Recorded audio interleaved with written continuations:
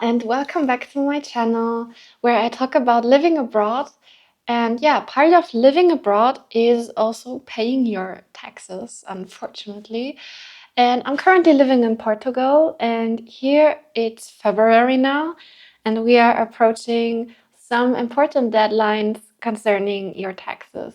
And one is categorizing your taxes. That might be a bit peculiar to Portugal. So in this video, I will take you with me while I'm categorizing my taxes. What does that mean? So the Portuguese are obsessed with their tax number, which is called NIF number here, or a lot of times in the store they will also ask you for your contribuinte. For example, when you do your groceries, they will always ask you if you want to submit your NIF number or your contribuinte, which is your tax number. And why is that?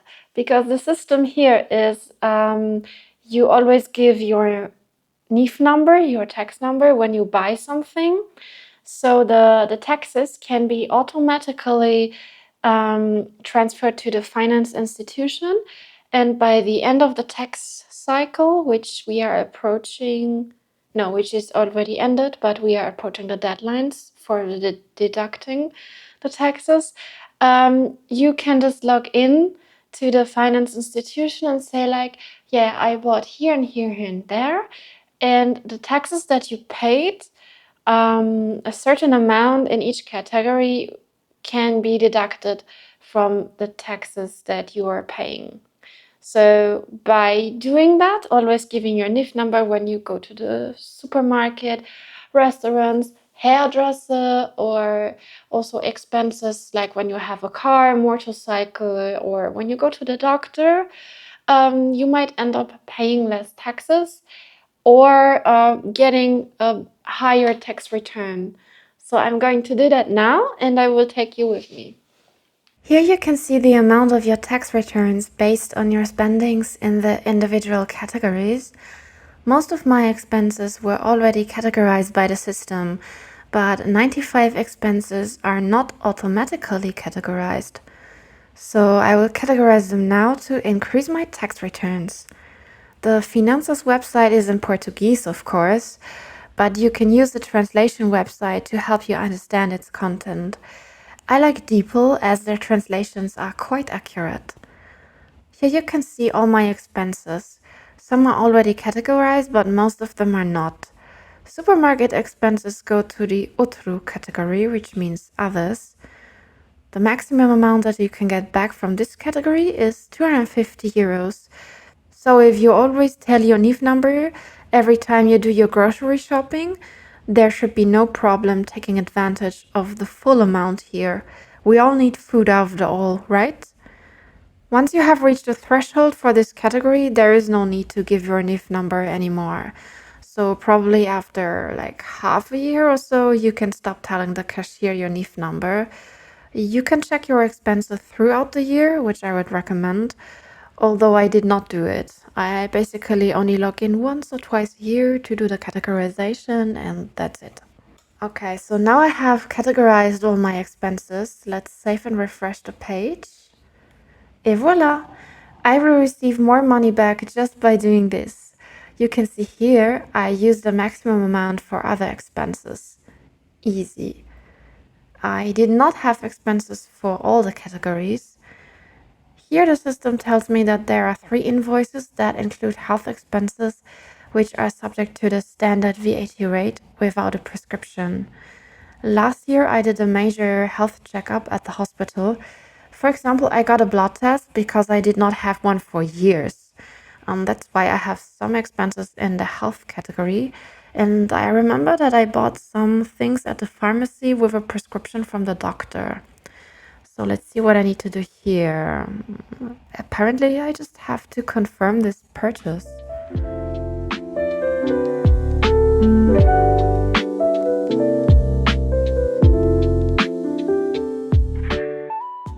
Now I see there are more uncategorized expenses, so I will go ahead and also categorize those.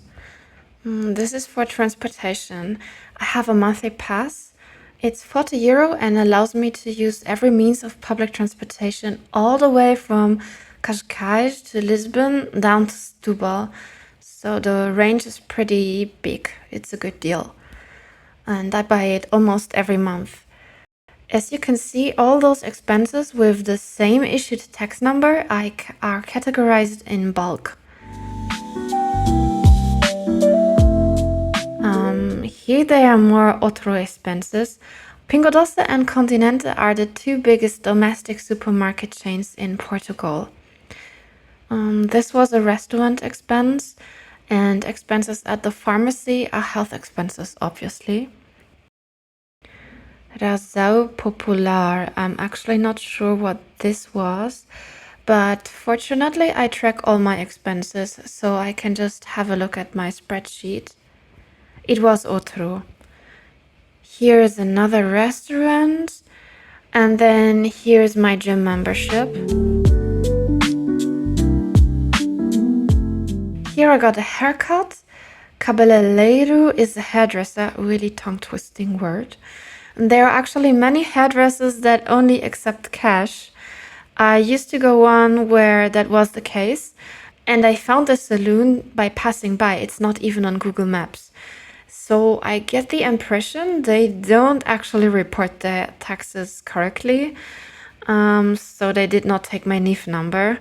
But as you can see here, it's beneficial to me to go to a hairdresser who actually files their taxes correctly and accepts my NIF number, because this way I can deduct my haircut from my taxes. So I won't go to the other hairdresser anymore. When I talk to other people about my impression, they also said that this is precisely the reason why the financials put hairdressers in as an option here to give an incentive to people going to hairdresser who do their taxes properly. Makes sense. There is my final expense and returns for each category. I probably could have had higher returns in the restaurant category if I had always told my NIF number to the restaurant. For sure, I went to more restaurants throughout the year than just these. So this year, I will try doing it every time. You can also add expenses manually by searching for them here. For this to work, you need to insert a tax number of the emittente, which is the entity that issued your bill, for example, the restaurant or a pharmacy. Add the date of your bill. Then you need to categorize the expense. I still have physical bill from pharmacy, and I want to check if my bill is already included. So I insert the emittente NIF and select the Saúde category. Saúde is health. Also select what kind of fatura, which means bill, it was. Most of normal consumer bills would be either fatura recibo, basically a receipt that you receive, or a fatura simplificada. It should be written on the receipt. It also needs an end date, which is usually the same as the issue date. I accidentally selected the wrong year for the first date, so let's correct that.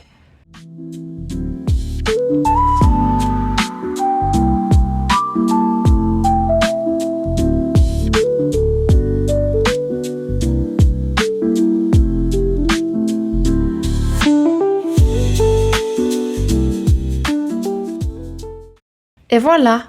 Here is my expense. My amount didn't change, so the bill was already included. You can even check expenses for the current year. I would check on the purchase of my monthly train ticket for January this year, 2025. And here it is. You could even change your expense, but I probably don't need to do that. When you scroll down, you might see you can download a card that has your NIF number and a scannable code. You can print it out and show it to a restaurant or wherever you do your purchase. There is also an e-fatura app, but I could not find it in my phone. And as you can see here, the ratings are not that good. So I actually don't bother using up phone storage for that. I just log into the website on my computer once or twice a year, and that's it. So I hope this video was somehow useful to you.